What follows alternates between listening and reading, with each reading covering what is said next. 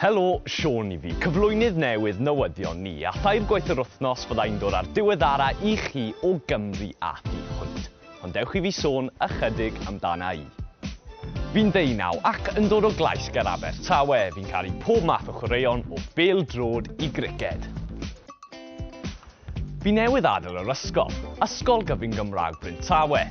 Ysgol Ore Cymru wrth gwrs. Ffaith ddiddorol amdana I. Wel, falle byddwn yn sioc I chi, ond cyn I fi ymuno fan hyn ar BBC FS1 trin coed. Ie, dringo a thorri coed. Ond thorri straeon fydda I nawr.